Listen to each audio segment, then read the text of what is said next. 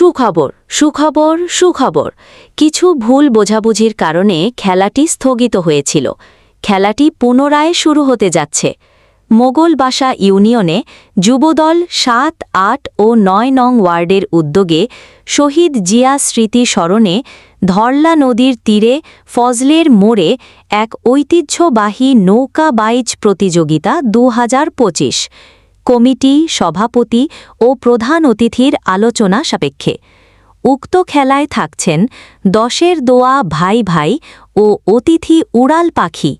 এই দুটি নৌকা আগামীকাল রোজ শনিবার সময় ২ ঘটিকায় অনুষ্ঠিত হতে যাচ্ছে।